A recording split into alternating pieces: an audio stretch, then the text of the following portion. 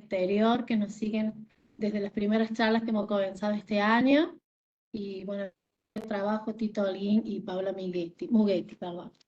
En el día de hoy quería agradecer la presencia del doctor Gustavo Santa Cruz, darle la bienvenida, comentarle que es doctor en física por la Universidad de Buenos Aires, con experiencia como investigador en Harvard y en el MIT.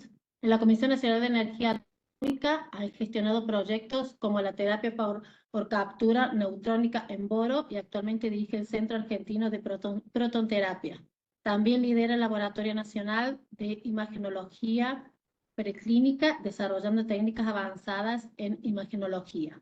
Sus investigaciones abarcan la biofísica de radiaciones y tecnologías aplicadas a terapias con hadrones, destacando en dosimetría, microdosimetría y termografía infrarroja dinámica en contextos clínicos y preclínicos. Espero no haberme equivocado, doctor. Le doy la bienvenida, agradecida totalmente de que pueda participar. Para mí es un orgullo que pueda estar en nuestras charlas.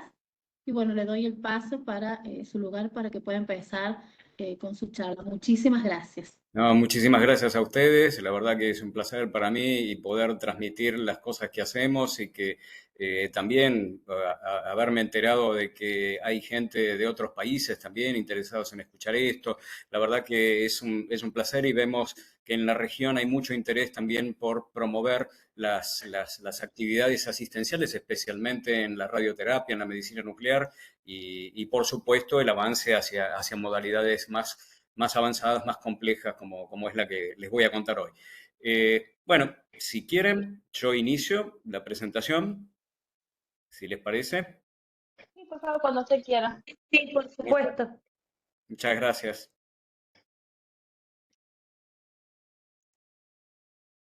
Denme unos segundos hasta que todo se inicie. Simplemente ustedes díganme si están viendo la presentación ahora. Sí, yo la veo. Bueno, muchas gracias. Perfecto. Bueno, Sí, de se ve nuevo, perfecto. gracias. Bueno, mi nombre es Gustavo Santa Cruz, yo soy físico, trabajo en la Comisión Nacional de Energía Atómica, tal cual han descrito recién, y trabajo desde hace varias décadas justamente en una modalidad de tratamiento para el cáncer no convencional, que es la terapia por captura neutrónica en boro, que utiliza neutrones de un reactor nuclear. Por eso creo yo siempre digo que el haber recorrido ya desde que era becario en la CONEA hasta esta etapa con la posibilidad de ir desde la fórmula en el pizarrón hasta el tratamiento clínico, pasando por todo lo preclínico y por todo lo que significa el abordaje de terapias no convencionales con partículas especiales como los neutrones, lo prepara a uno de forma de tener la capacidad de trabajar en modo interdisciplinario, ¿no? Con biólogos, químicos, ingenieros, veterinarios, matemáticos, etcétera. Eso es muy, muy gratificante y creo que vale la pena cuando existen instituciones que pueden unir ese tipo de profesiones, ¿no? Bueno, acá lo que vemos son diferentes instituciones involucradas en este proyecto. Está la CONEA, la Comisión Nacional de Energía Atómica, la Universidad de Buenos Aires, el Instituto de Oncología Ángel Roffo, el Hospital de Pediatría Garrahan, todas instituciones públicas de Argentina, y la empresa INVAP, que es una empresa del Estado, que es, de alguna manera fue una extensión de la CONEA para abordar ágilmente proyectos de tecnologías avanzadas, ¿no? INVAP es ahora lo que es la empresa que ejecuta el proyecto que la CONEA le asignó para llevar a cabo la implantación y la construcción e instalación del centro. Yo tengo una presentación, digamos, que migra por varios aspectos, pero voy a tratar de cubrirlos todos. Obviamente, si hay gente que es más experta que yo seguramente en algunos de ellos, quizás, bueno, encontrará unas similitudes de pensamiento, ¿no? Pero principalmente a mí me gustaría hablar de la radioterapia, pero en términos muy descriptivos, en términos de las ventajas dosimétricas o la puntería y las ventajas radiobiológicas o el tamaño del proyectil.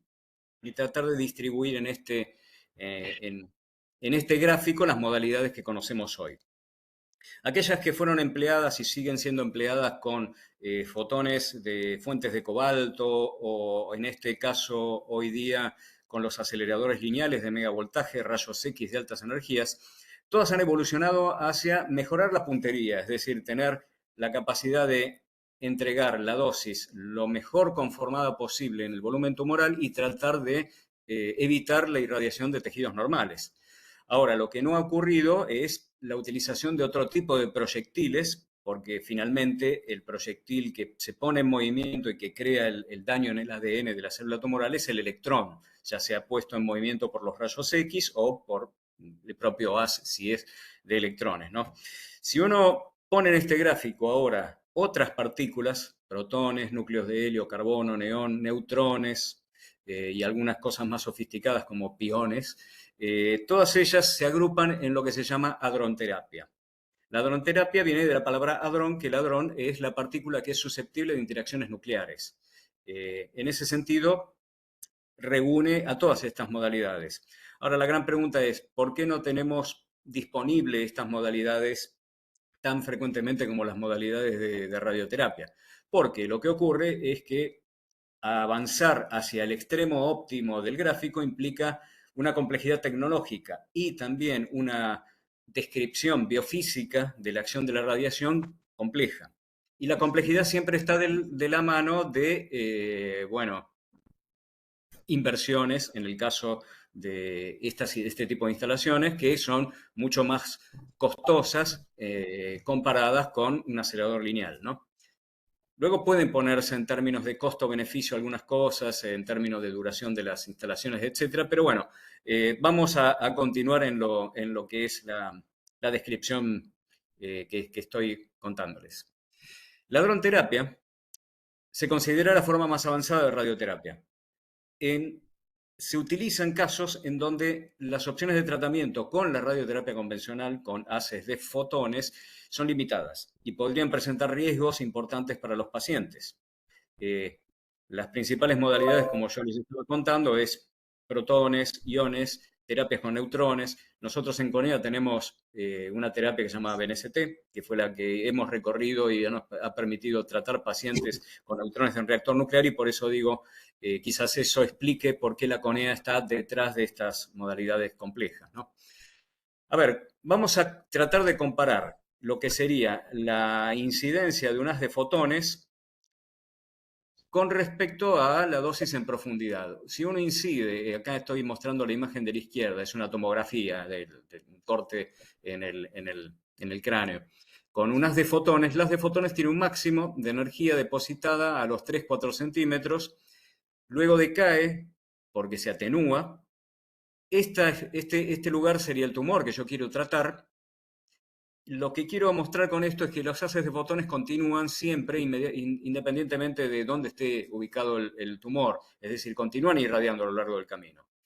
Comparativamente con haces de protones, en donde la curva de dosis en profundidad de alguna manera se invierte, la dosis es menor en los tejidos previos al tumor, y por una propiedad que es la más importante, creo yo, de los protones, que es que en algún momento se frenan, la dosis deja de entregarse. Y otra de las características importantes es que los protones muestran un máximo de dosis depositada al final de sus trayectorias, lo que se llama el pico de Bragg, donde Bragg fue la persona que describió esta curva, ¿no?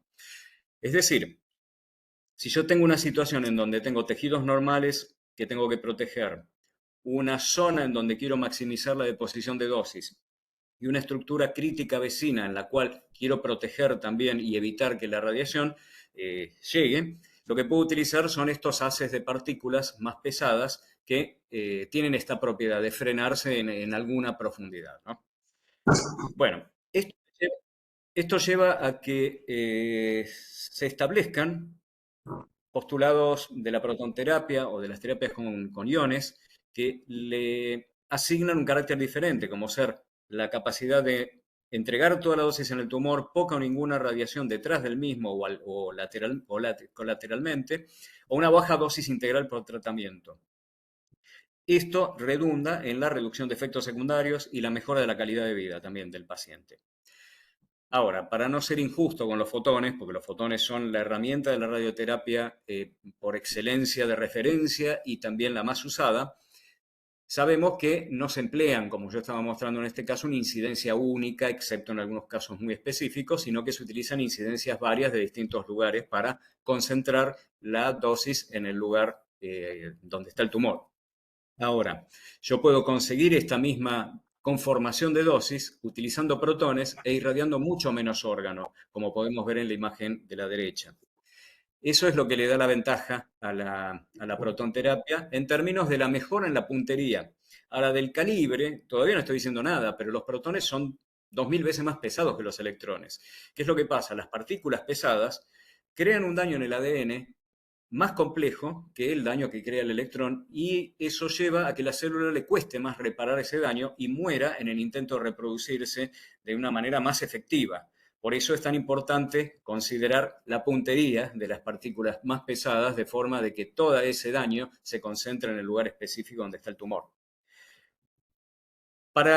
Me han dicho que acá hay físicos, dosimetristas, licenciados en imágenes, médicos, enfermería, etc. A mí me gustaría tratar de cubrir todos los aspectos y, por ejemplo, para quienes somos los físicos, nos gustan las cuestiones que tienen que ver con la interacción de la radiación con la materia. Pero estas interacciones son las que explican el comportamiento de los protones en profundidad.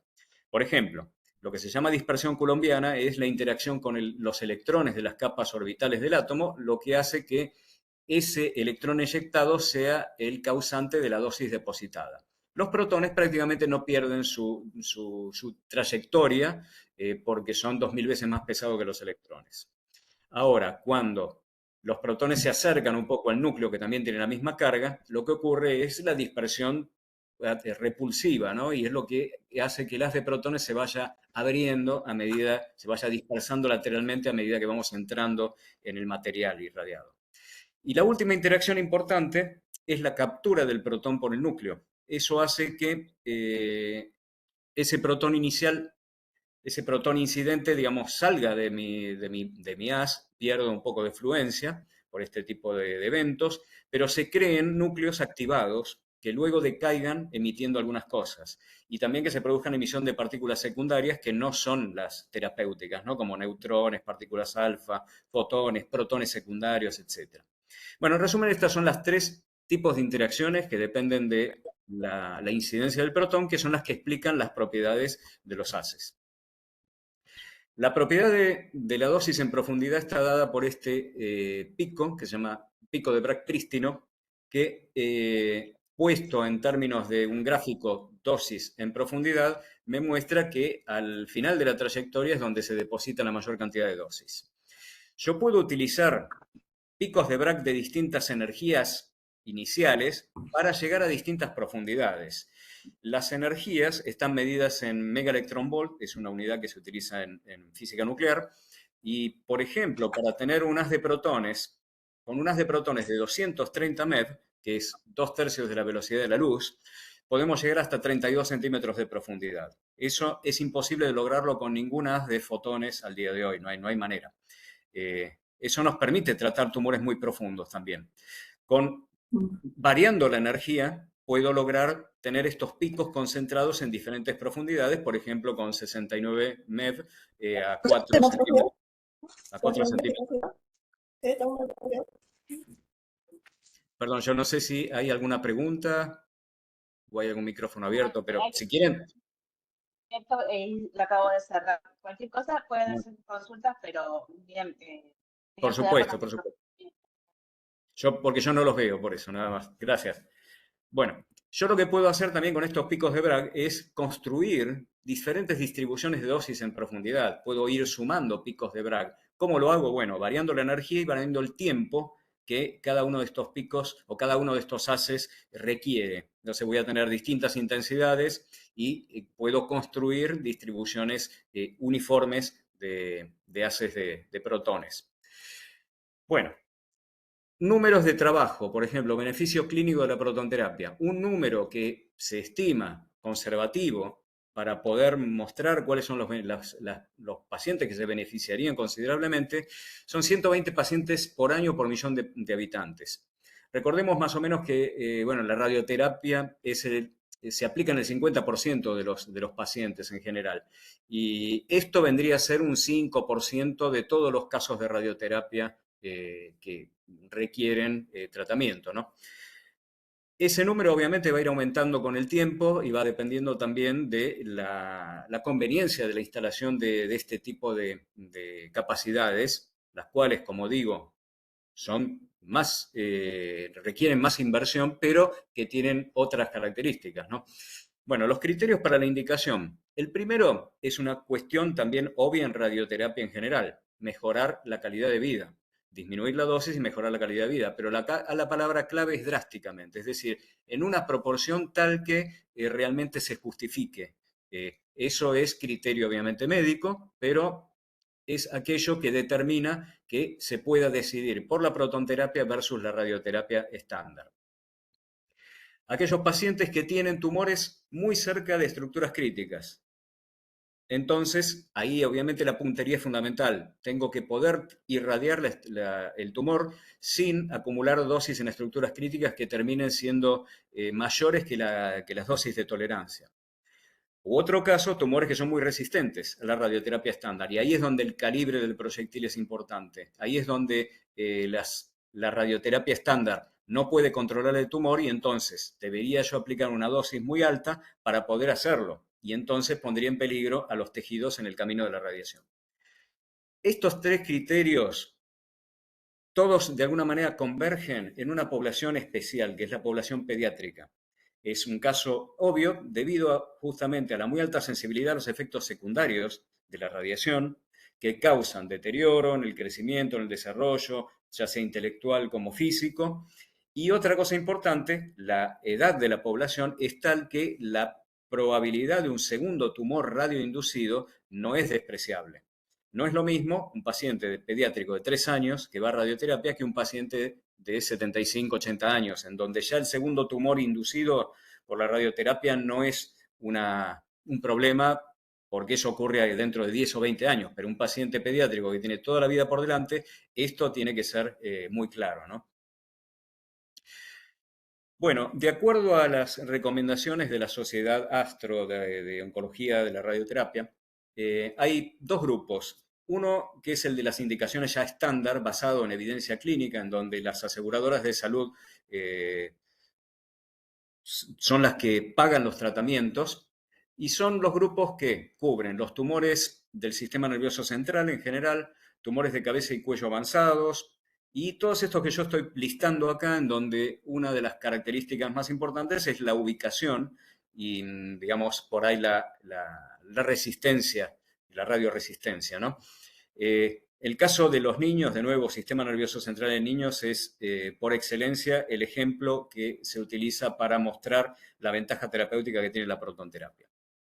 Luego el otro grupo son aquellas indicaciones que todavía están en desarrollo de evidencia y cubren todas las demás patologías. Cabeza y cuello operable, no avanzado, próstata, cáncer de mama, especialmente mama izquierda, y el resto de las patologías y de las ubicaciones, ¿no? Por ejemplo, en el caso del cáncer pediátrico, en donde los más frecuentes la radioterapia es parte del tratamiento, acá es importante mostrar de este conjunto de imágenes, especialmente esta en donde comparo fotones con protones, ¿no? Lo que sería abajo a la derecha, ¿no? Esencialmente, si yo tengo que tratar el méduloblastoma y hacer una irradiación del eje cráneo-caudal, ocurre que con fotones inevitablemente voy a estar irradiando los órganos que están luego del camino de la radiación, ¿no? O sea, esto sería una irradiación postero-anterior, de espalda hacia arriba. En cambio, utilizando protones y sabiendo por cálculo dónde quiero que frenen, puedo cubrir exactamente el blanco y no estar irradiando con protones los demás órganos sensibles. Esto es, incluso en términos de números, de cobertura, del porcentaje de la dosis prescripta que recibe el 90% del órgano en cuestión, protones es mucho, mucho menor la dosis recibida por esos órganos, excepto en este caso el esófago por la proximidad con la médula.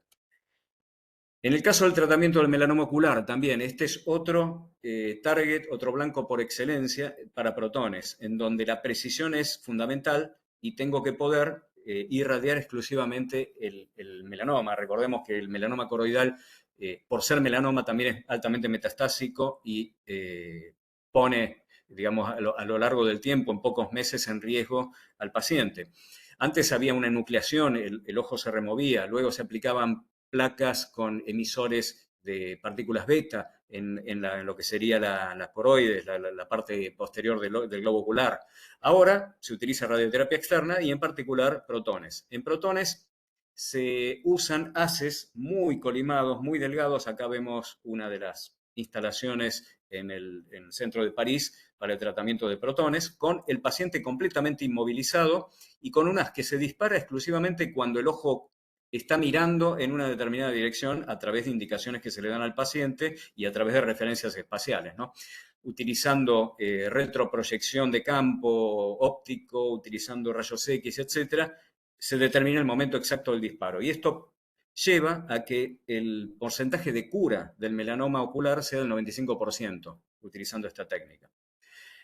Acá lo que vemos son justamente imágenes comparativas de un fantoma de cuerpo de antropomorfo, digamos, es un maniquí, en donde coloco una placa radiosensible y utilizo la mejor técnica que yo tendría hoy con fotones gamma, que es el CyberKnife. Estamos irradiando con diferentes incidencias. Si esto yo lo hago con protones, esencialmente estoy irradiando el tumor y no estoy entregando dosis en las demás estructuras vecinas, en el quiasma óptico, en el nervio, etc. Y el otro ejemplo que quiero mostrar es el caso de cáncer de mama izquierda, en donde por la proximidad del corazón, inevitablemente a veces con fotones, se entrega algo de dosis al músculo cardíaco, pudiendo provocar en el futuro, digamos, alguna enfermedad, digamos, alguna toxicidad en el corazón, ¿no? Lo mismo en pulmón.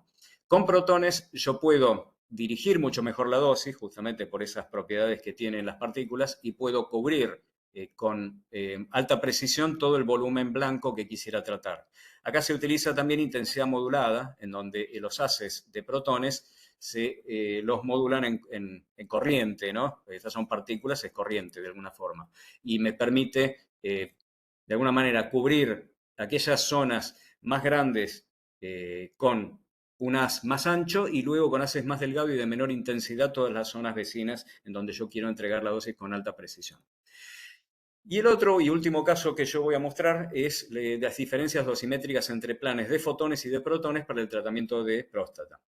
En fotones tenemos muchas más incidencias que la misma cobertura la podemos lograr con protones simplemente con dos incidencias contralaterales.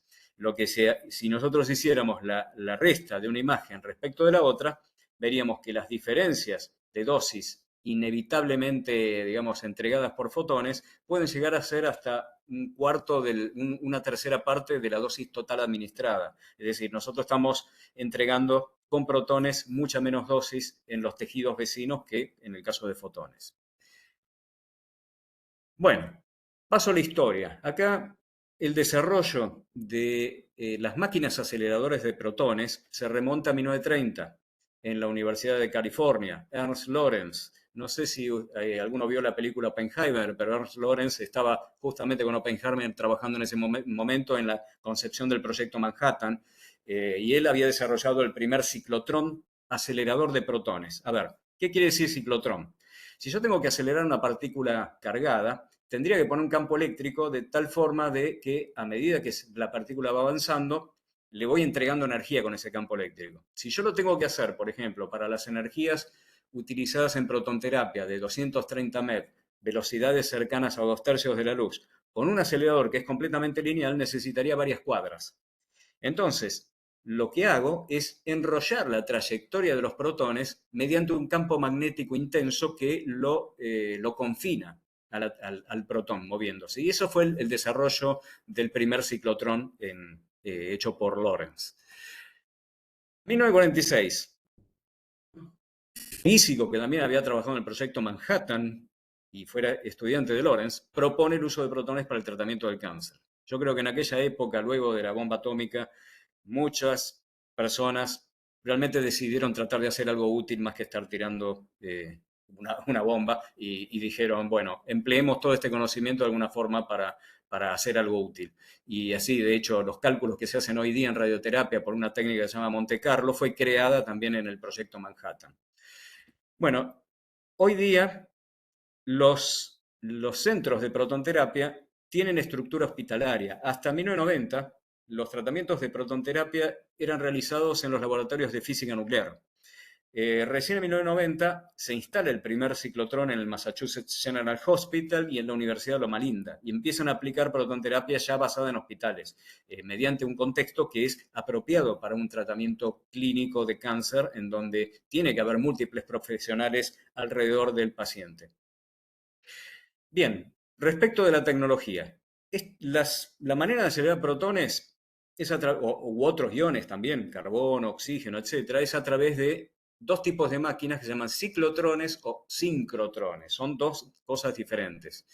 Los ciclotrones son máquinas muy masivas, muy pesadas, como esta que tengo acá arriba a la derecha, que es exactamente el ciclotrón que nosotros tenemos acá en Buenos Aires. Pesa 220 toneladas y es esencialmente un gran campo magnético muy, muy intenso que a través de la generación de protones en el centro del ciclotrón, a través de una fuente de iones, o sea, hidrógeno, esencialmente es hidrógeno, que termina liberándose, yo voy a ir acelerando ese protón mediante la aplicación de un campo eléctrico. Cada vez que pasa por este gap, el protón se acelera un poquito. Y a medida que se acelera un poco, va aumentando la velocidad y el radio de la trayectoria va siendo cada vez mayor, haciendo que finalmente, en algún momento, tenga la energía suficiente como para que yo decida extraerlo y utilizarlo para hacer un tratamiento.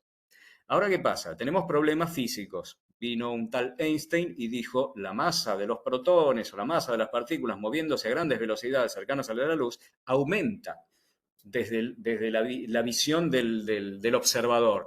Y entonces es cierto, hay que hacer algo con el campo magnético, con la frecuencia, la alta frecuencia del campo eléctrico, para poder mantener estos protones en sincronía. Y ahí vienen distintos tipos de máquinas que contemplan la corrección relativística del crecimiento de la masa en reposo. Bien, estos son los ciclotrones. Los sincrotrones son instalaciones de piezas utilizadas, digamos, en diferentes tipos de aceleradores de partículas, como aceleradores lineares, inyectores, dipolos, magnéticos, cuadrupolos, etc. Todo lo que se utiliza para confinar un haz de partículas girando en un radio determinado. Los sincrotrones tienen ventajas como pueden acelerar en la misma máquina distintos tipos de iones, pero tienen otras desventajas. Además de ser instalaciones más grandes, más costosas, son pulsados, lo que significa que tengo que esperar extraer un pulso de protones para recién comenzar a acelerar el siguiente. Bueno, pero existen en distintas instalaciones. El resto de las estructuras también acompañan la complejidad, porque, por ejemplo, las paredes del blindaje biológico, el blindaje que me permite a mí tener afuera condiciones aceptables para público, tasas de dosis aceptables para público, son paredes de hormigón de 4,5 metros de espesor. Y eso conlleva a una construcción con una estrategia no convencional, ¿no? O sea, para construir ese tipo de paredes es necesario hacer encofrados del propio hormigón y poder ir rellenando eso también por etapas y por sectores. Bueno, así se fue creando la estructura de construcción de los blindajes de protonterapia del centro argentino. Otra cosa compleja también y muy avanzada en tecnología es lo que llamamos el gantry. Es en realidad todo lo que denominamos gantry en radioterapia, es todo lo que gira alrededor de un isocentro. En este caso, el gantry de protones es una estructura que tiene 11 metros, vemos acá la foto izquierda abajo, 11 metros de diámetro, hace colgar lo que sería la última etapa de protones, que es el cabezal, que es lo que hace básicamente toda la magia de entrega de dosis, pero digamos, montados sobre este gran embudo están todos los electroimanes que tienen que torcer las trayectorias de los protones que vienen, digamos, en una dirección para que puedan ser entregados completamente en otra dirección y a su vez girar alrededor del paciente. Estas estructuras, estos gantries, como digo, tienen 11 metros o 12 metros de diámetro, pesan 110 toneladas y maravillosamente tienen una precisión mecánica en el isocentro de 1 milímetro. Por eso el desarrollo tecnológico es lo que yo digo que le da la complejidad tal que no son muy frecuentes estas instalaciones. Finalmente el paciente va a estar siendo tratado en una sala que tiene un aspecto obviamente amable, con proyecciones luminosas, con sonido, etcétera, en donde el cabezal va a estar girando alrededor del paciente. Va a haber una silla robótica de 6 grados de libertad que lo va a posicionar y va a utilizar las distintas incidencias combinadas con el cabezal. Y va a haber elementos de imágenes que sacan tomografías en el momento para poder verificar o corregir la dosimetría en el día del tratamiento, ¿no? Recordemos que estos son tratamientos también fraccionados, igual que en radioterapia estándar o radioterapia con rayos X, lo que hace que día a día haya que hacer una adaptación posiblemente para el tratamiento. También se lo hace en radioterapia. Bueno, ¿cómo se entrega la dosis para lograr lo que llamamos la conformalidad de la distribución en el tumor? Bueno, hace mucho tiempo atrás lo que se utilizaba es la técnica que se llama scattering pasivo, que es a partir de un haz de protones delgado, se lo bajan energías a través de una rueda moduladora de rango. Los protones en realidad no se atenúan como hacen los fotones al pasar por un material, sino que pierden energía. Al perder energía, tengo el haz con la energía que necesito para la profundidad del tumor. Ahora, yo lo que tengo que luego hacer es abrirlo lateralmente, recortarlo, luego maquinar una pieza de lucite que sería el compensador de rango, de manera de que haya menos espesor en lugares a donde tengo que acceder más lejos, en el borde distal del tumor, o más espesor en lugares en donde tengo que parar antes. Lo mismo el maquinado de aberturas laterales, que también están hechas en latón, y hay que hacerlas, obviamente, a lo largo del tiempo, repetirlas nuevamente, porque el tumor, por suerte, digamos, por la técnica, se va achicando y va cambiando. Una cuestión no menor es que estas piezas se activan, terminan siendo con una radioactividad ligera, porque toda vez que el protón interactúa con un material, me genera neutrones, y los neutrones me activan los materiales. Los mismos protones también activan los materiales en la interacción que tienen. Bueno, la técnica que se utiliza hoy es una técnica que uno diría touchless, no tengo que tocar nada. El haz de protones directamente proviene de la máquina, ya con la energía que yo quiero y con la intensidad que quiero, y lo que hace es pasar por dos imanes deflectores que lo van a mover rápidamente en dirección vertical y horizontal, permitiendo lo que muestro acá en esta imagen abajo a la derecha, que es permítame la palabra, pintado, capa por capa, con estos pencil beam, que es el término que se utiliza, ¿no?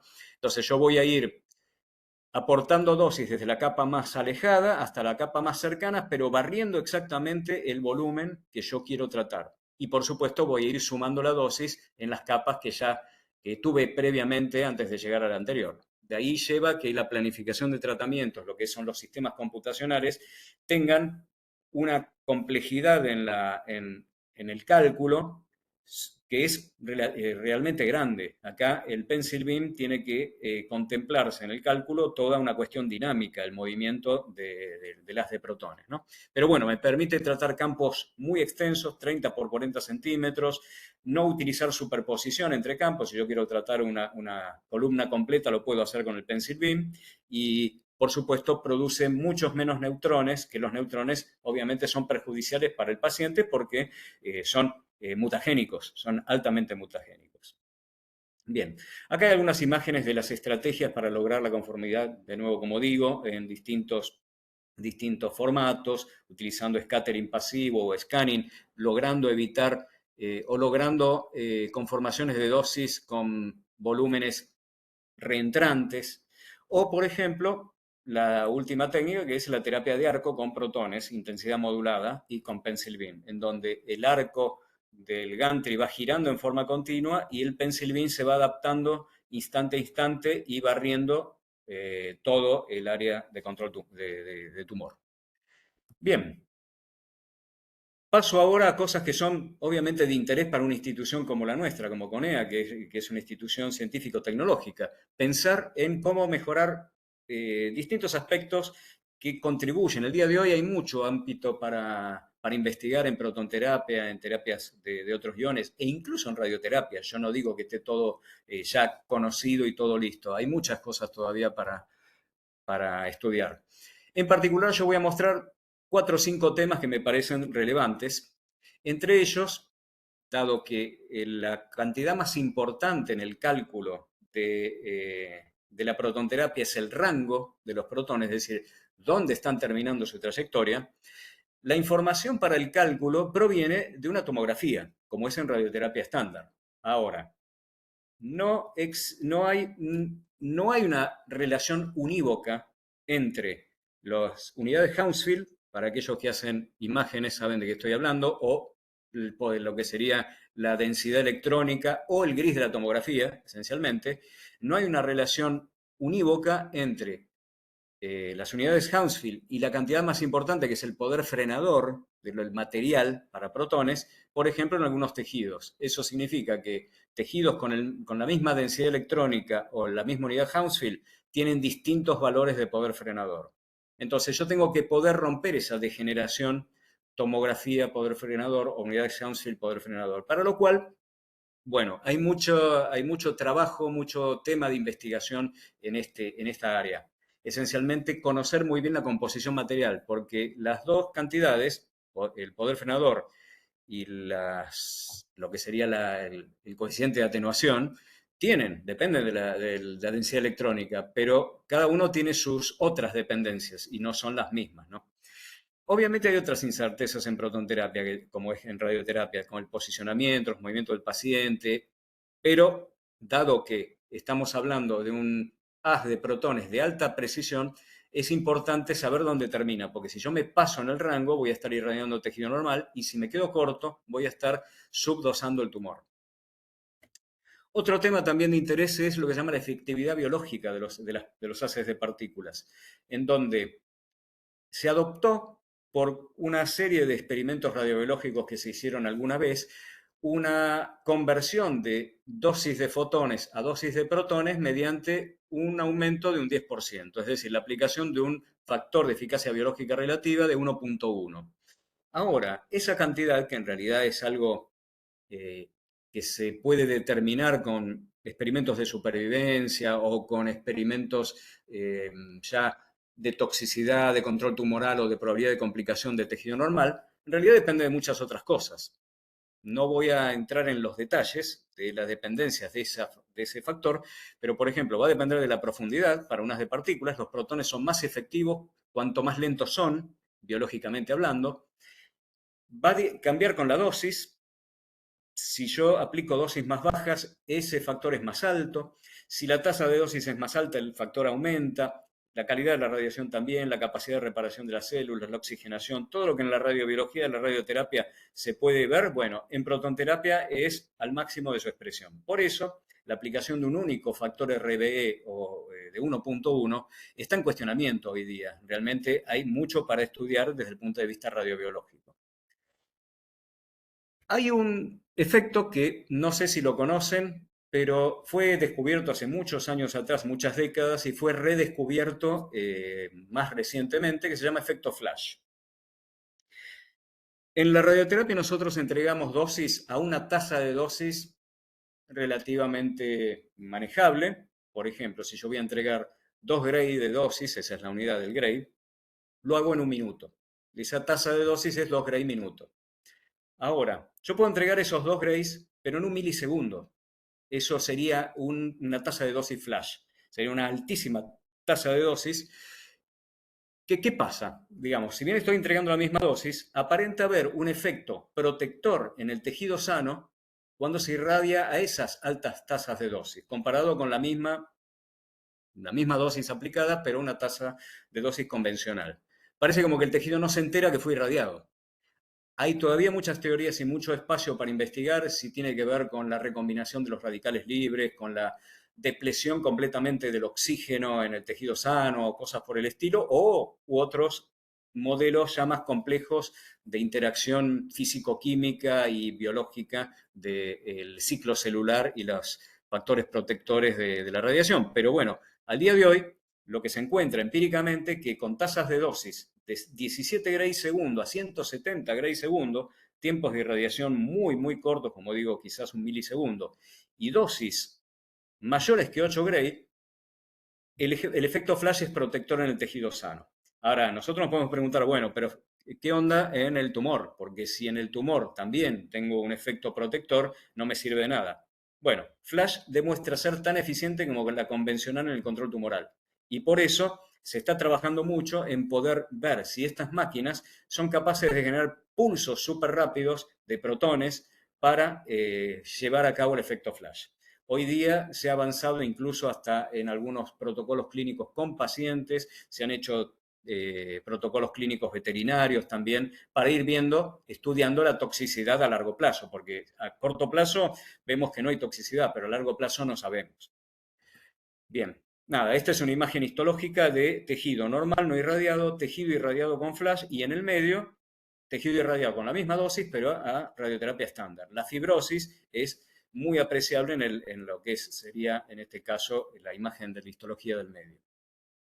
Disculpe, Otro, disculpe, doctor, tengo una consulta. Usted nos sí, decía justamente que los protones que son más lentos son más efectivos y con respecto a este efecto flash, ¿cómo sí. es eso? No, ahí no me queda un No, poco claro.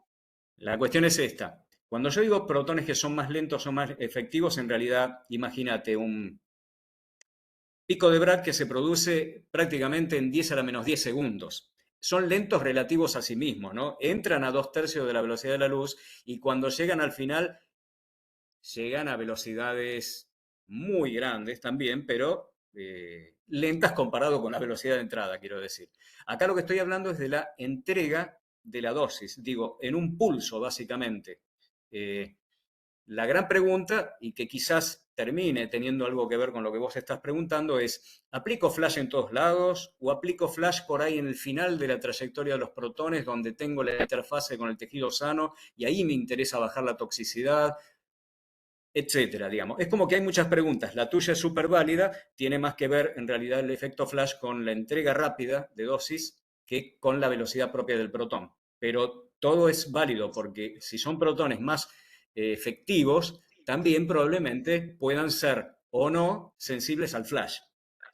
Cuando Gracias por hablamos la de pregunta. tasa de dosis, entonces estamos hablando como de densidad de protones que van a llegar, básicamente. O sea, una cantidad de Van a, protones, gran cantidad en poco tiempo. van a llegar Esa es la misma cantidad de protones, van a llegar la misma cantidad de protones, pero todos de una.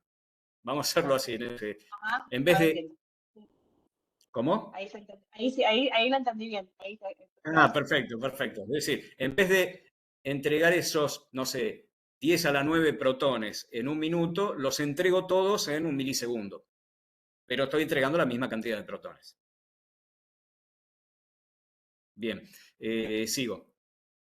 Esto es otro tema importante, la exposición a neutrones secundarios. Si bien nosotros hemos bajado la producción de neutrones en el cabezal, porque no hay interacción directamente de los protones con los elementos de la máquina, inevitablemente el paciente es una fuente de neutrones propia. Es decir, el propio paciente genera neutrones secundarios. Y es importante ver cuál es la distribución de esos neutrones secundarios para poder predecir eventualmente un deterioro o un aumento en la probabilidad de un segundo tumor. Y eso es fundamental en el caso de los pacientes pediátricos. Por eso, lo que estoy mostrando son temas de investigación que creo yo que son importantes para avanzar. Después hay otro, tomografía con protones. Nosotros sabemos que la tomografía se hace con rayos X. ¿Por qué no la puedo hacer con protones? Bueno, podría, pero son sistemas bastante más complejos. Lo que voy a estar determinando, digamos, en la tomografía con protones es la cantidad que a mí me interesa, el poder frenador en cada punto. Pero es muy difícil de implementar y está hoy día en un desarrollo muy, muy, muy básico.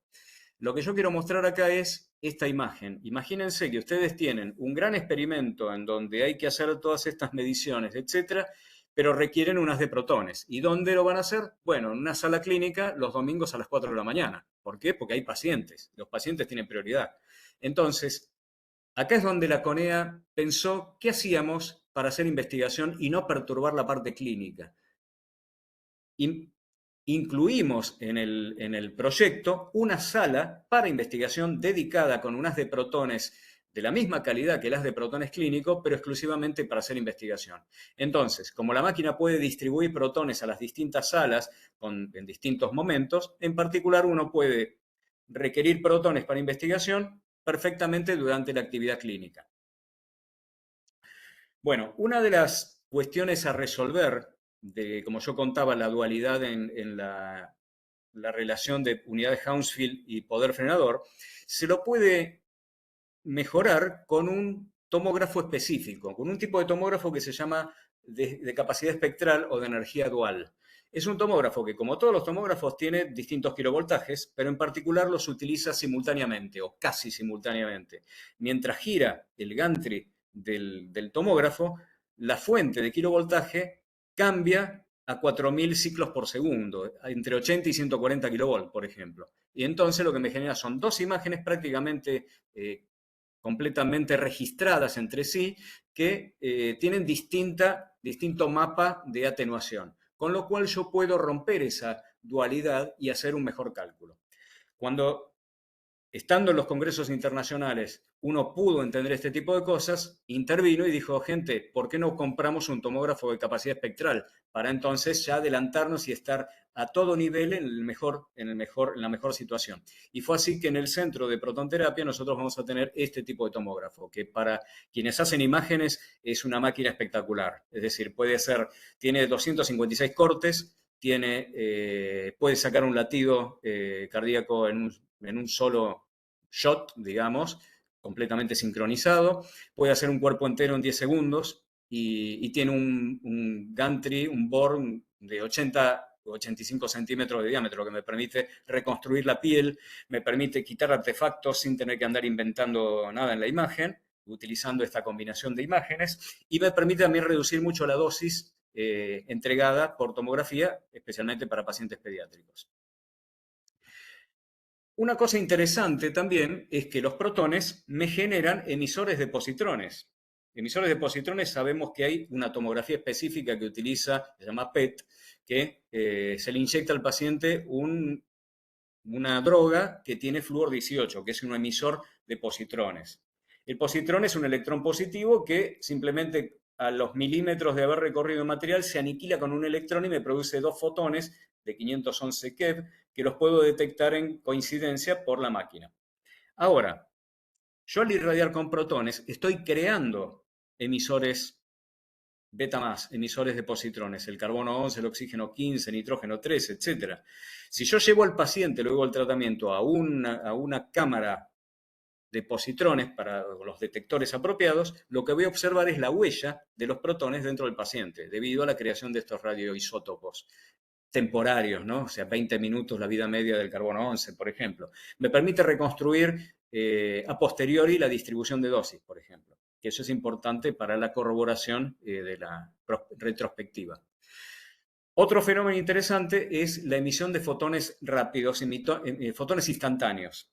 Los protones, cuando se están frenando, tienen mayor probabilidad de interacción con captura y emisión de fotones. Entonces yo puedo utilizar una cámara gamma en simultáneo del tratamiento para poder observar una imagen de los fotones estos emitidos por los protones durante el tratamiento. De nuevo, es un método de imágenes que en este caso online, que me permitiría estar verificando el cálculo que yo hice o la profundidad en la que esto se está produciendo a medida que, utilizando los mismos protones.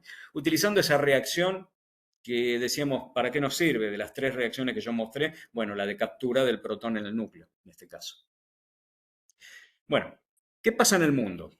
En el mundo lo que pasa es esto. Este es el mapa de la sociedad del Grupo Cooperativo de Terapia con Partículas, PITICOG. Les recomiendo que vayan a esta página www.piticog.ch. Ahí hay muchísima información sobre estas modalidades. De paso van a ver que nosotros el año próximo vamos a ser anfitriones del Congreso Internacional acá en Buenos Aires, así que desde ya estoy invitando a todo el mundo a que venga y participe, y va a ser la primera oportunidad que vamos a tener de tener a los mejores expertos en protonterapia y iones de carbono del mundo acá en Argentina.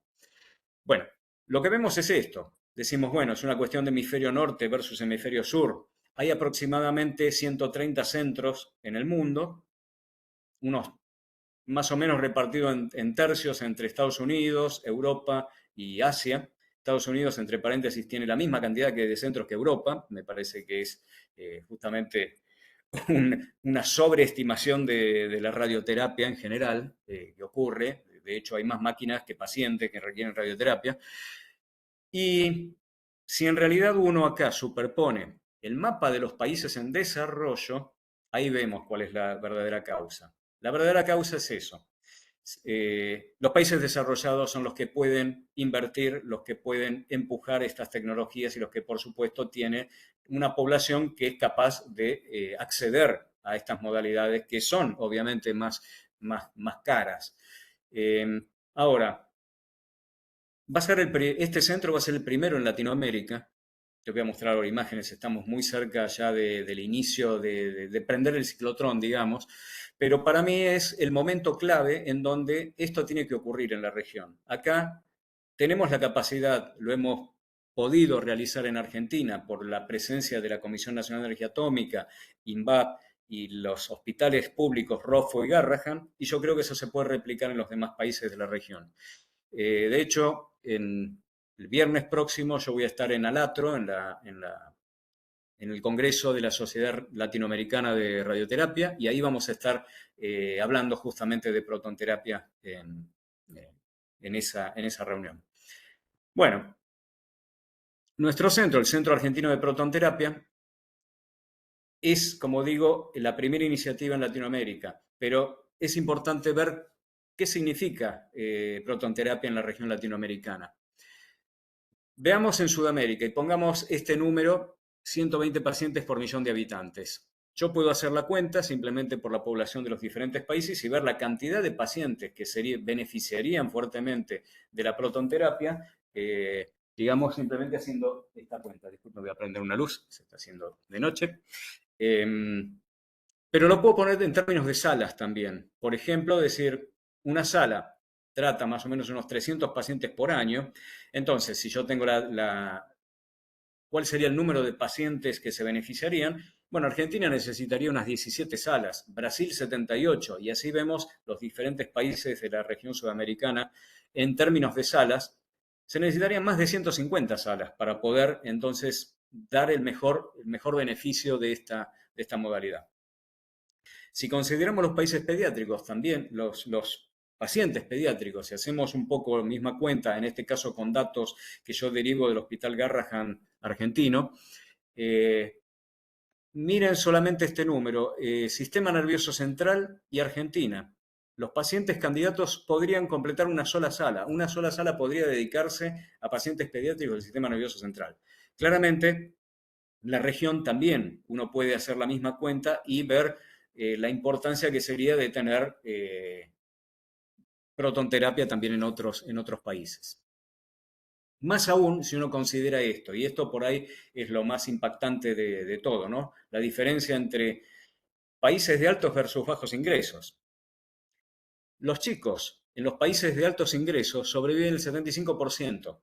Menos del 20% de los niños con cáncer en países de ingresos medios o bajos suelen sobrevivir. Y aquellos niños que son diagnosticados con cáncer, estamos hablando de África, estamos hablando de otras regiones también en distintas partes del mundo en desarrollo, mueren sin tratamiento y sin cuidados paliativos ni analgésicos. O sea que realmente es grave, realmente hay que hacer algo en esto. Y me parece muy importante poder empezar a adoptar modalidades que apunten hacia esta población para poder hacer la diferencia. Bueno, vamos a hablar del proyecto, el Centro Argentino de Protonterapia. Este es el render, cuando todavía el centro no estaba construido. Como digo, este es un proyecto conjunto entre la Universidad de Buenos Aires y la Comisión Nacional de Energía Atómica, ejecutado por INVAP. Es parte del Plan Nacional de Medicina Nuclear y Radioterapia que se llevó a cabo desde el 2015, fue concebido en el entonces Ministerio de Planificación, para poder dotar a la Argentina, desde el sur hasta el norte, de centros de medicina nuclear y radioterapia, en regiones en donde no existía. Y tenemos centros desde Río Gallegos hasta Formosa, La Pampa, Mendoza, Entre Ríos, etc. Y en particular, bueno, el Centro de Protonterapia pasó a ser parte de esta iniciativa. Es una iniciativa que nos costó bastante seguir adelante con la CONEA, porque en ese momento nosotros estábamos trabajando en conjunto con el Ministerio de Planificación. Y cuando cambia el gobierno, el Ministerio de Planificación desaparece y la CONEA se queda sola con todo esto. Aún así, siendo una institución de ciencia y tecnología, bueno, logramos manejar la gestión de todo esto, que no fue para nada fácil, no lo sigue siendo. De hecho, tenemos todavía algunos de estos centros que les falta terminar, y en particular el centro de protonterapia. Pero bueno, ha sido una oportunidad, y estos centros son de carácter público y de carácter totalmente federal. ¿Cuál es la oportunidad para América Latina? Obviamente, tener una tecnología que también ofrezca estos servicios para la comunidad de lengua latina. Si no, pacientes o familias que pueden acceder, que pueden pagar el tratamiento, tienen que irse a Europa, Asia o Estados Unidos. No es lo mismo, digamos, utilizar el mismo idioma, ¿no? La idea de promover iniciativas públicas y privadas, eso también pasa. Cuando aparece algo nuevo, aparece un movimiento también detrás de eso para poder ir agregando tecnología. Y por supuesto, y para mí esto es fundamental, acompañar a los países de América Latina para la planificación de posibles centros adicionales en otros países. Bueno, el Centro Argentino de Protonterapia no por casualidad está ubicado enfrente del Instituto Roffo. El Instituto Roffo de la Universidad de Buenos Aires es el instituto oncológico académico por excelencia, en donde, de carácter público, en donde se contemplan todas las necesidades de los pacientes oncológicos. No es solamente radioterapia, sino que también tiene, obviamente, quimioterapia, cirugía, paliativos, nutrición, psicooncología, etcétera. Por eso es la importancia de tener estos centros muy cercanos a un instituto, si es posible académico, de excelencia en la oncología. Y está al lado también de la Fundación Centro de Diagnóstico Nuclear, que es también un instituto de CONEA, en donde se utilizan imágenes de diagnóstico funcionales por PET y por SPECT, además de tener producción de radioisótopos locales de ciclotrón. Entonces, este triángulo forma de alguna manera un polo oncológico con las mejores modalidades para el tratamiento del paciente con cáncer. El Centro Argentino de Protonterapia tiene 8.000 metros cuadrados de superficie, tiene 4 plantas, un subsuelo técnico con los transformadores de media-baja tensión, tableros generales de electricidad y demás cosas. La planta baja es donde ocurre prácticamente todo, donde están los consultorios, imágenes, tratamiento, donde hay investigación y desarrollo en la sala de investigación. El primer piso tiene el lugar para el staff clínico y para el staff de investigación, con laboratorios también asociados, y un segundo piso también para investigación y oficinas. Cuando yo hablo de investigación estoy hablando prácticamente de un edificio aparte, cuando estoy contando un poco todo lo que hemos logrado pensar en este proyecto. Estas son un poco las características generales. Lo que vemos en tilde son todos los equipos que ya están instalados y todos las demás cosas que tenemos ya disponibles, hasta los accesorios de inmovilización, anestesia, sistemas de dosimetría, etc. Todavía en el caso del software, eso va un poco más tarde, porque lo que se quiere es tener las últimas versiones de los planificadores de tratamiento, del sistema de información oncológica, sistema de gestión de pacientes, etc. El centro está dividido en 2 edificios, acá por esta línea central. El edificio 1 es esencialmente el edificio de admisión, de consultorios. El área para pediátricos de espera es un área muy grande, donde hay juegos, donde hay imágenes, etc. Van a estar los 2 sistemas de imágenes, el tomógrafo de energía dual y el resonador, y luego 2 búnkers de radioterapia estándar, pero no de cualquier máquina, sino vamos a tener el mejor modelo Versa, digamos, no es el último, pero es uno de los mejores, de aceleradores lineales, multimodalidad, puede hacer desde radiocirugía hasta intensidad modulada, guiada por imagen, radioterapia guiada por imágenes, etc.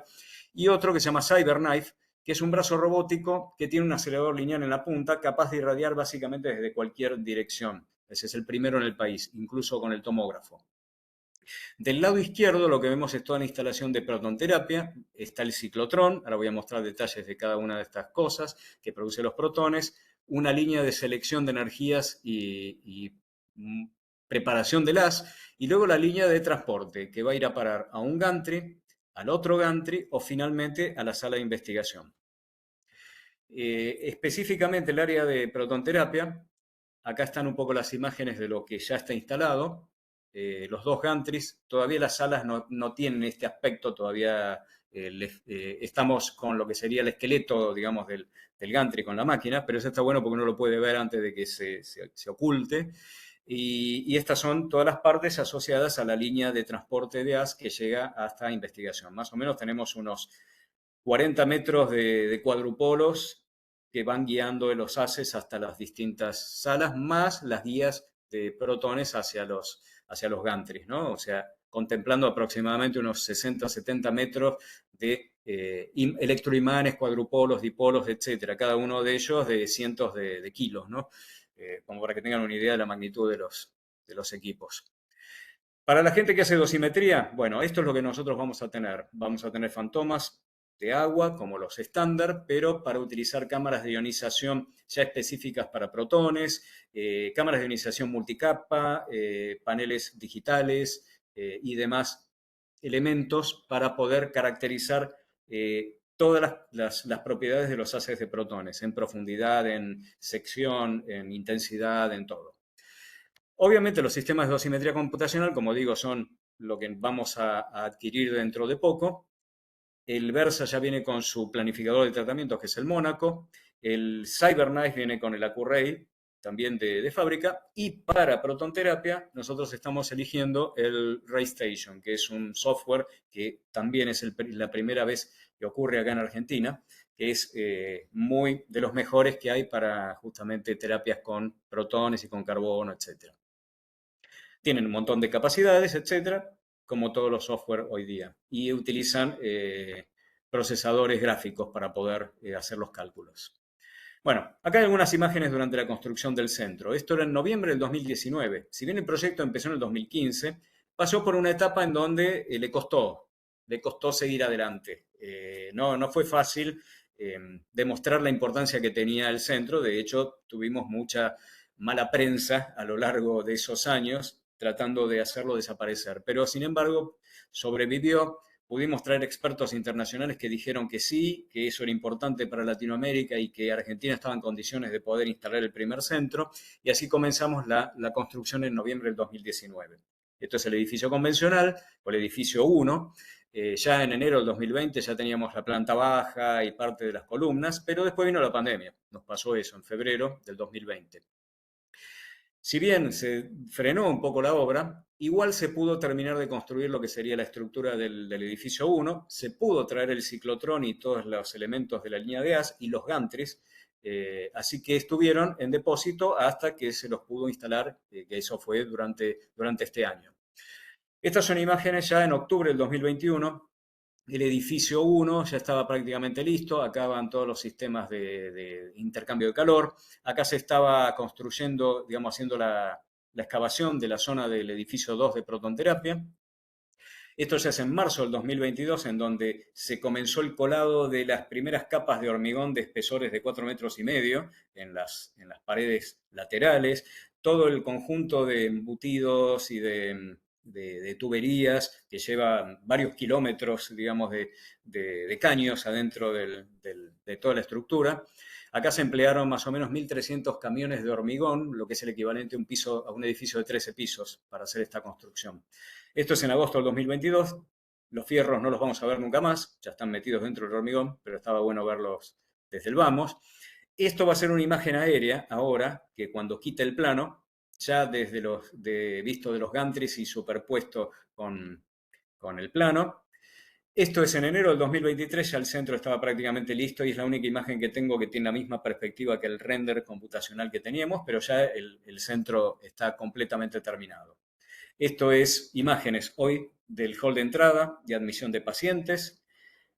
Estas son imágenes de los equipamientos de radioterapia y de imágenes también. El acelerador Versa ya instalado, el CyberKnife. En particular voy a contarles un poquitito de esto. Esto es un brazo robótico de la industria automotriz que tiene, como les decía, un acelerador lineal colgado en la punta. Y lo que hace es moverse prácticamente en cualquier incidencia, irradiando con 5.000 o 6.000 haces delgados a través de colimadores que la propia máquina, el propio robot elige de acá de este lugar.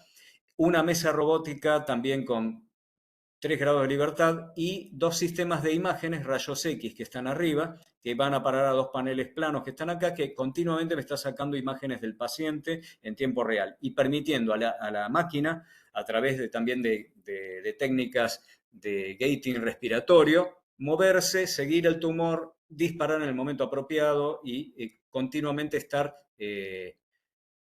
siguiendo al paciente con los eventuales movimientos que tenga. Tiene una repetibilidad de 0,2 milímetros, es una cosa también mecánica importante. Este es un resonador convencional de 1.5 Tesla, pero es suficientemente avanzado como para poder utilizar bobinas adaptables cuerpo entero. Y este es el famoso tomógrafo de energía dual, el que ya también tenemos instalado junto con sistemas de gating, de mapeo respiratorio, haciendo tomografía 4D. Tenemos un sistema Clarity de ecografía también abdominal para también sacar y chequear los movimientos del paciente, etc. Esto es la parte de protonterapia, los búnkers, antes de ser instalados las máquinas. Imaginemos la altura que tiene esto. Si vemos acá en el costado, allá abajo, está el alojamiento del ciclotrón. El ciclotrón, como digo, 220 toneladas, 4,5 metros de diámetro. Y esta es la línea de haces hasta que, mientras todavía no estaba implementada. Acá a la derecha lo que vemos es la sala de los gantries. Acá esta sala tiene 15 metros de alto, 13, 14 de ancho, y acá es donde se implanta la máquina esta de 110 toneladas que permite que gira alrededor del paciente.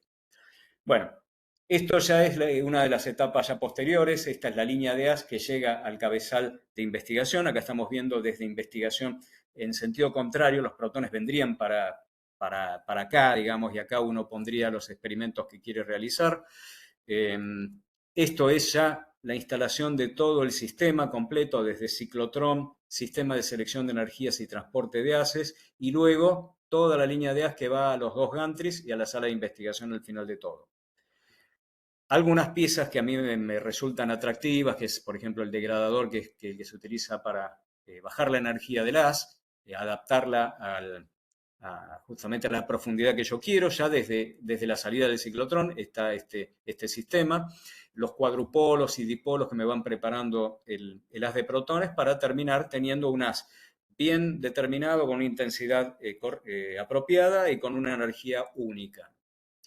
Bueno, este es el ciclotrón. Digo ciclotrón cerrado porque ahora la próxima imagen va a ser el ciclotrón abierto entre las dos partes, pero lo que vemos es justamente la extracción de protones a través de los primeros cuadrupolos, la cantidad de circuitos de refrigeración de agua que requiere. Esto genera una potencia de casi 300 kilowatts y entonces es importante mantener una temperatura estable. Acá hay circuitos primarios y secundarios de continuo flujo, que lo que hacen es extraer el calor generado por los electroimanes que tenemos en toda la línea de haz.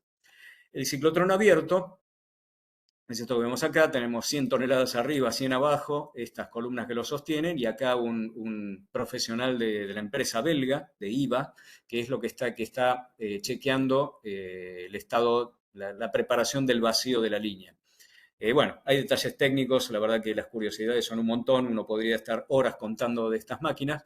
Bueno, esto es el gantry ya instalado en la sala clínica, pero visto desde la línea de transporte de protones. Los protones vendrían por acá, esto es un monitor de perfil de flujo de protones y terminaría entrando acá en el primer electroimán, el cual luego conduciría los protones hacia la sala del paciente.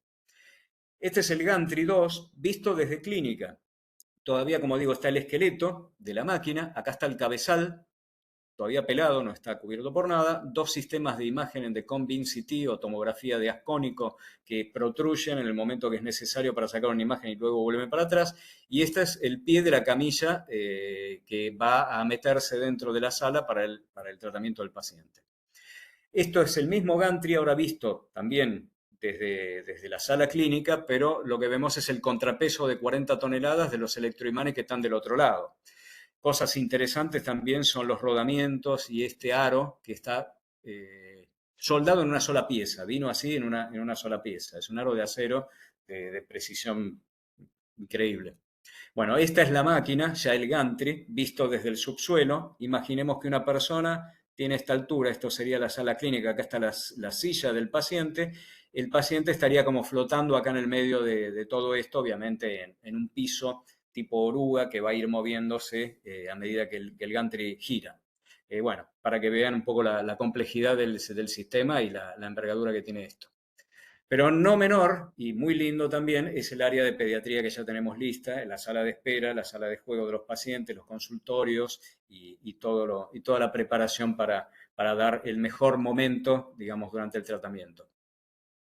El laboratorio de investigación, cosa que a uno es una de las cosas que más le gusta, es donde vamos a tener ese cabezal también de calidad clínica. Vamos a tener 3 laboratorios en la planta baja, vamos a tener 5 laboratorios en el primer piso donde llevaremos actividades de mediano y largo plazo, seguramente radiobiología, física, tecnología de haces, de protones, hay muchas temáticas para llevar a cabo. Un segundo piso ya con oficinas y con sala de reuniones o aula para poder hacer cursos de capacitación también para protonterapia en el mismo centro. Y bueno, equipamiento adicional que vamos a comprar en algún momento, sistema de dosimetría computacional para investigación, para poder hacer planificación de tratamientos en pequeños animales, para hacer las experiencias radiobiológicas, y multiplicidad de temáticas, entre las cuales una de las por ahí más interesantes es los servicios para tecnología aeroespacial. ¿Por qué? Los protones que salen del Sol, ustedes se acuerdan hace unos meses atrás que hubo unas auroras boreales y australes impresionantes, bueno, fueron de estos eventos solares energéticos que producen protones que salen con altas energías del Sol y que son los capaces de quemar electrónica satelital. Si nosotros somos capaces de calificar electrónica satelital en Argentina por primera vez, podemos aportar a la industria satelital mucho en cuanto a este tipo de calificaciones. Y lo vamos a poder hacer en el área de investigación, porque ahí tenemos unas de protones que puede imitar las energías de los protones solares, por ejemplo. Estamos trabajando ya desde el vamos, antes de tener protones, en otras cosas, en lo que es formalismo, por ejemplo, de cálculo de dosis isoefectiva a fotones, lo hemos aplicado con neutrones, tuvimos éxito, pudimos predecir los efectos en tumor y en tejido normal en lugar de utilizar factores fijos de RBE, y lo vamos a aplicar y lo estamos aplicando también para protones. Esto es en el área de biofísica computacional, que es donde yo estoy. Tenemos una línea experimental en el acelerador Tandar, que está en el Centro Atómico Constituyentes, de la cual podemos extraer protones de bajas energías, pero de altas corrientes. Eso significa, acá podemos probar el efecto flash directamente en cultivo celular o en animales pequeños con tejidos en donde estos protones puedan penetrar, porque la penetración de protones de 20 MeV es alrededor de un par de milímetros, 2-3 milímetros nada más. Pero es una oportunidad para ya empezar a hacer cosas y estamos haciendo tesis de doctorado, estamos llevando a cabo trabajos, presentando trabajos, etc. La parte de licenciamiento, cálculos y simulaciones. He visto de casualidad que este es un curso de protección radiológica. Digamos, por ahí entonces dije, bueno, voy a contar un poco de estas cosas. Yo he realizado un modelo para presentar la memoria de cálculo ante la Autoridad Regulatoria Nuclear en otro software de cálculo que es el diferente que utilizó INVAP para hacer mi propio cálculo. Este software es de una aplicación excelente, es un cálculo Monte Carlo que me permite no solo hacer cálculos de radiación cósmica, sino también aplicaciones clínicas, de medicina nuclear y de radioterapia. Se ha utilizado para hacer el cálculo de blindajes de centros de terapias con partículas en Japón, porque es un software japonés, es gratuito y lo que hay que hacer es registrarse y pedirlo con con un mail institucional. Por eso digo, está bueno, digamos, saber si hay interés en hacer cálculos de este tipo, que alguno, si después quieren, yo les dé la información, no tengo ningún problema. Pero a mí me permitió hacer los cálculos de protección radiológica de la parte de la bóveda, ¿no? El ciclotrón. En el ciclotrón los protones pierden, digamos, chocan contra las paredes y ahí me generan neutrones. Entonces, los puntos en donde hay generación de neutrones son en lugares específicos a lo largo de toda la línea de haz. Calcular las fuentes de neutrones para poder luego hacer el cálculo de blindaje no es algo fácil, pero bueno, con trabajo y con dedicación, uno va armando la geometría del centro. Esto es a la derecha la que generó INVAP y esta es la que generé yo en la CONEA. Y los modelos estos son suficientemente sofisticados y avanzados como para hacer un cálculo, digamos, apropiado de protección radiológica. Con eso hemos presentado la memoria de cálculo ante la RN, mostrando, por ejemplo, bueno, cuáles son las dosis en los estimadores de dosis, el equivalente de dosis ambiental y todo lo demás en los distintos puntos de la instalación. El cálculo de la activación del aire, la producción de tritio, es muy menor lo que se produce, pero también hay que calcularlo, el flujo de aire mediante cascadas y demás, y la activación del hormigón. Eso fueron cosas que se han podido hacer con desde el lado del modelado FITS que hemos hecho. Tenemos colaboraciones nacionales e internacionales, los grupos en CONEA, me gusta siempre mostrar las caras de las personas. Estos son dosimetría computacional y biofísica de las radiaciones, el acelerador Tandar y el área de radiobiología, y el departamento de micro y nanotecnología, con los cuales tenemos una relación para poder empezar a trabajar en cierto tipo de detectores. Hemos montado, y también lo vamos a tener disponible y va a estar asociado al Centro de Protonterapia, como así asociado a muchas otras cosas, el Laboratorio Nacional de Imagenología Preclínica. A través de un microtomógrafo, micropet, microspect, nosotros podemos sacar imágenes de pequeños animales. Perdón, no sé si... El micrófono abierto, ahí lo voy a cerrar. Ah, bueno. Perdón. Bueno, sigo. La idea de este laboratorio es justamente poder hacer estudios con pequeños animales sin tener que recurrir al sacrificio, por ejemplo, para estudiar, no sé, el desarrollo de un tumor, por ejemplo, y una terapia. Y esto está instalado y ya lo empezamos a utilizar, así que también está disponible para hacer investigación e incluso en radiofármacos y, por supuesto, va a estar asociado para sacar imágenes de pequeños animales en lo que será la parte de radiobiología del centro. Bueno, estas colaboraciones que ya mencionaba con el Departamento de Micro y Nanotecnología. Tenemos colaboraciones con la Universidad Nacional de Rosario en el Instituto de Física para el cálculo de cantidades ya más desde la teoría. Y tenemos colaboraciones internacionales con Italia, en Pavía y Trento, que son los dos centros que a través de el INFN, que es la CONEA italiana, básicamente podemos hacer intercambios de profesionales y de investigadores. Bueno, ¿qué viene ahora? ¿Qué hace falta? Bueno, lo que voy a contar ahora es el cronograma del 2019 al día de hoy. Se comienza la construcción en 2019, se termina en 2023, se comienzan a instalar equipos, se sacan los certificados de aptitud ambiental, se instalan equipos de imágenes y de radioterapia, se comienza el comisionamiento de los equipos de imágenes. Esto es lo que se tiene que hacer un poco este año, la instalación de los planificadores de tratamiento, la creación de la fundación del centro. A ver, eso ocurrió en el 2023, pero los papeles para que se formalizara llevaron tiempo y cambió la gestión. Y la gestión hoy día de CONEA está asociada a la nueva gestión del país y quiere cambiar, digamos, la estructura de la fundación. Independientemente de eso, la fundación va a ser el modo de poder luego gestionar este centro, porque va a tener que tener una agilidad diferente a la que puede tener la CONEA o la Universidad de Buenos Aires. El flujo en el tiempo de la parte de protones es el que estoy mostrando acá abajo. Los primeros protones ya probablemente aparezcan en enero del 2025, porque necesitamos autorizaciones de la Autoridad Regulatoria Nuclear. La entrega de la primera sala clínica para poder comisionarla clínicamente seguramente será en junio. La entrega de la segunda sala en 3 meses después y la entrega final fin del 2025.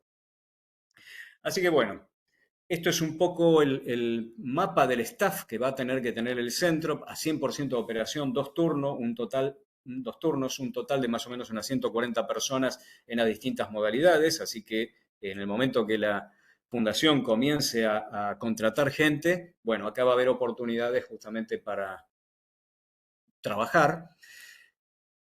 Y bueno, y voy a ir concluyendo. Las conclusiones y las ventajas de la protonterapia son, como ya mencionaba, la capacidad de preservar los tejidos sanos, la efectividad de los hadrones, la reducción de la incidencia de efectos secundarios a largo plazo. Una cosa no menor, que es la relación costo-efectividad. En ciertos específicos tipos de cáncer, por ejemplo, el cáncer pediátrico del sistema nervioso central, si bien el tratamiento de protones es más caro que la radioterapia estándar, el costo del abordaje de los eventos adversos es mucho menor. Una diferencia que es abismal entre un caso y el otro. Entonces, si uno toma el tratamiento con el luego, con el después, con el abordaje de los efectos adversos, es costo efectivo, es costo beneficioso, en las patologías de indicación que yo mostraba antes.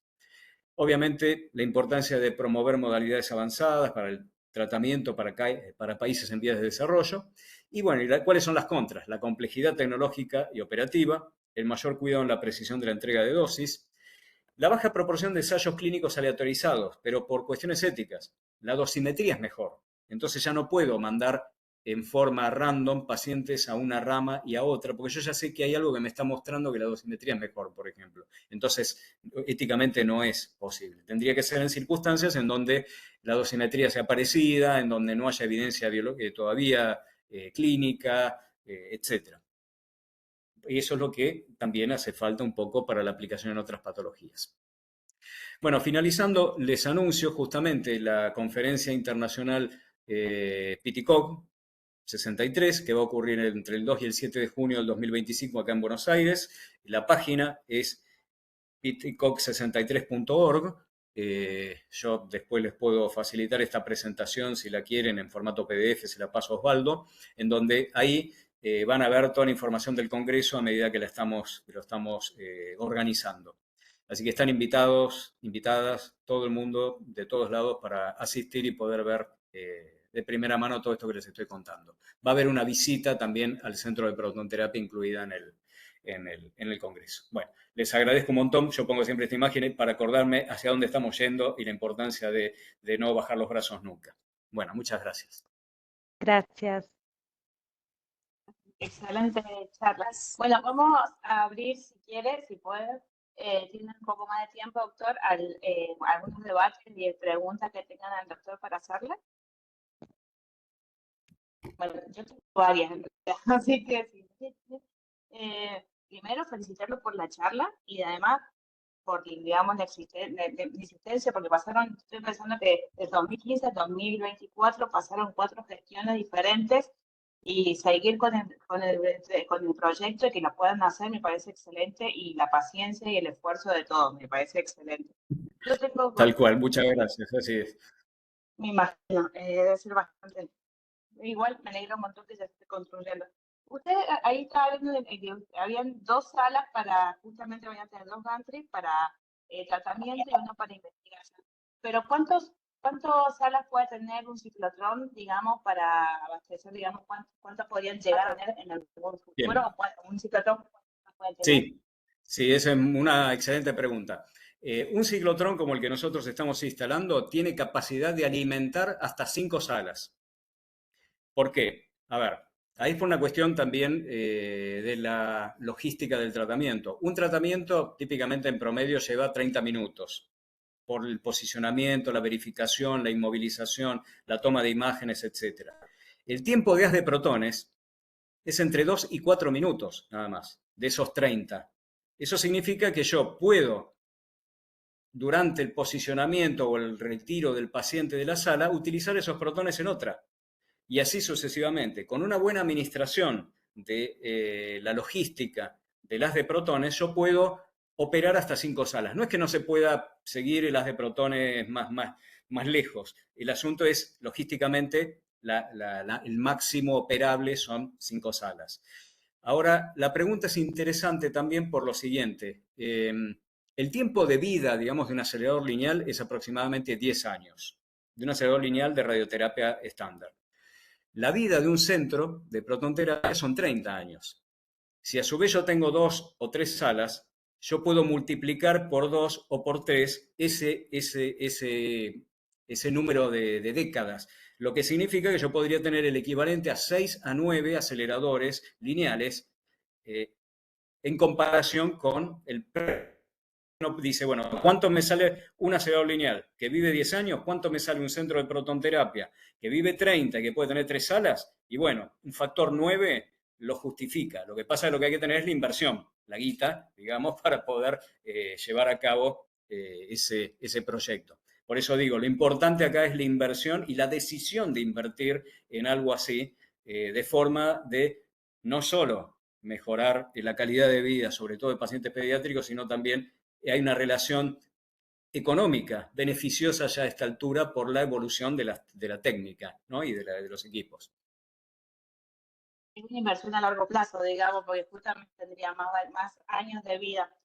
Después, otra pregunta, ¿ya están trabajando en grupos de investigación? Porque ustedes en un momento dijo de grupos de investigación se podían acercar, tienen un grupo de investigación trabajando con respecto a esto, y si ya tienen los profesionales como para arrancar en el momento que arranquen, digamos, a hacer los tratamientos.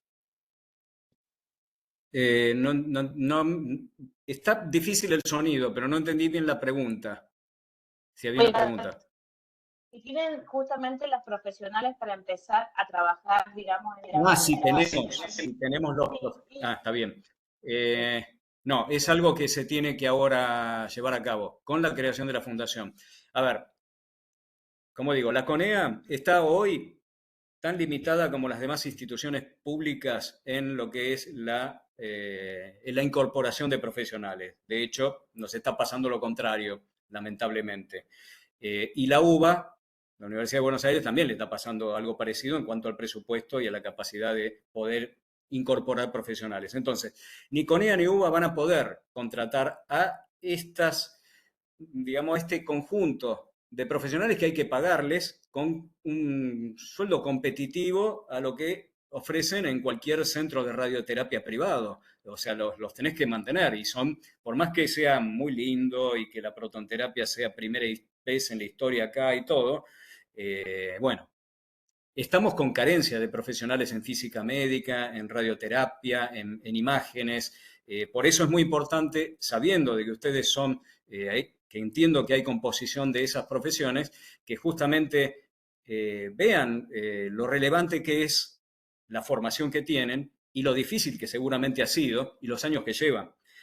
De hecho, hasta que la fundación no esté ya instalada, que esté formalizada y ya tenga un capital de incubación que seguramente saldrá de la CONEA, bueno, ahí recién se van a empezar a contratar los profesionales. Eso va a tener que ocurrir acá en estos meses, entiendo yo.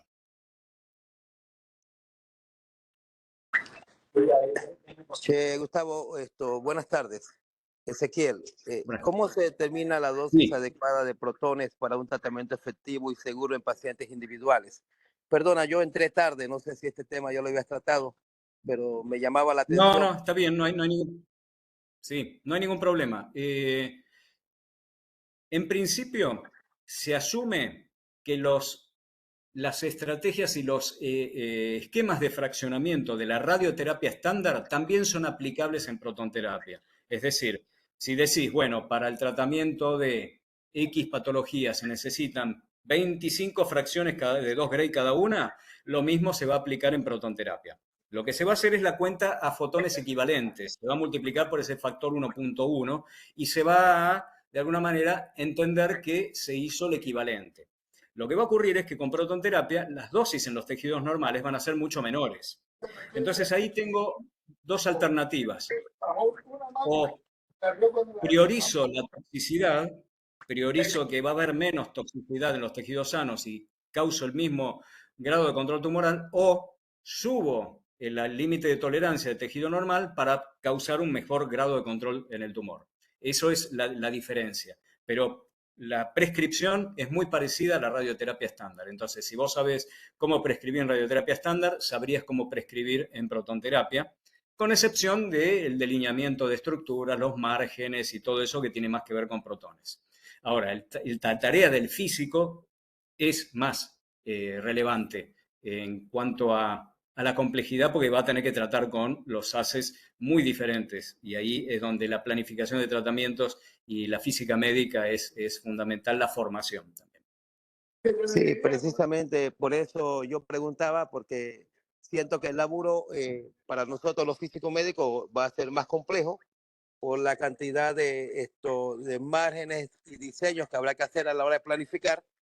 Y bueno, me imagino que considerando también ese factor de fotones de 1.1 que hace que uno también se ponga un poco más laborioso a la hora de meterle en este tema. Gracias por la Tal respuesta. cual. No, por favor, contrario. Igual ahí me quedo los software nuevos que tiene o eso que van a traer también más, o sea, también analizan más rápidamente y ayudan a analizar para tener un mejor tratamiento, ¿verdad? O son como Sí, es muy parecido a lo de radioterapia. Es muy parecido a los de radioterapia. De hecho, la idea es que sea lo más familiar posible, de manera que los profesionales de física médica o los radioterapeutas inmediatamente identifiquen todo. O sea, la verdad que trabaja de la misma manera. Lo que tiene es por dentro modalidades de cálculo bastante avanzadas. De hecho, tiene cálculo Monte Carlo también, que es partícula por partícula. Va a ser una simulación computacional detallada que permite, digamos, corroborar el cálculo analítico, digamos, determinista, que va a ser, si no, en modo rápido. Y tiene luego herramientas que son las que se desprenden hoy por digamos, la popularidad que tiene la inteligencia artificial, la realidad aumentada y todo ese tipo de cosas que están incorporadas ya en los planificadores, ¿no? El contorneo automático, la detección de estructuras, todo eso que lo hace suficientemente rápido como para que se puedan hacer tratamientos. Pero bueno, en particular, como estamos hablando de protones, el Mónaco, que es el de Electa, u otros, no están todavía a la altura del RayStation. Por eso lo importante para mí fue elegir ese software que viene hace décadas trabajando con los centros de protonterapia del mundo. ¿Sé que más tiene alguna pregunta? No, yo solo lo que quiero es destacar la tenacidad que ha tenido Gustavo estos años. Sí. Yo este proyecto lo vi presentado en la reunión de física en el 2015, siempre se lo digo, y ha pasado por distintos avatares y lo he visto luchar denodadamente para lograr el objetivo. Y me entusiasmó invitarlo porque creo que es una manera de destacar su labor, su tenacidad, sus conocimientos primordialmente, y que hay que ponerlo en conocimiento de todo el pueblo de Latinoamérica, porque va a ser beneficioso para todos, y particularmente para nosotros los argentinos, que lo tenemos a un paso, digamos, a este tipo de centro de alta tecnología científico-tecnológica.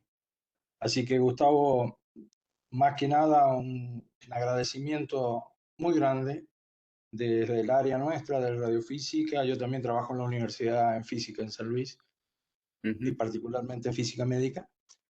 Así que mis felicitaciones y espero pronto conocer semejante monstruosidad y nuevamente reiterar las felicitaciones y el agradecimiento de haber compartido esta charla tan amena, que pensé que mucha gente cuando empezaras a hablar de física se iba a retirar de la charla, y los mantuvimos hasta el último momento a toda la audiencia, o sea, lo que significa que la conferencia fue muy clara y esclarecedora para un montón de personas, creo yo. Así que, Gustavo, felicitaciones. Bueno, muchísimas gracias, Osvaldo. Un placer, y me encantó también tener ese ida y vuelta con estas preguntas así tan interesantes y enriquecedoras. Y claramente, hasta yo mismo me aburro con la física, así que dije, no voy a estar hablando de cosas complicadas. Me gusta más, a veces me pasa que me gusta más la biología. Bueno, ¿qué va a ser? En otra vida estudiaré todo lo que pueda.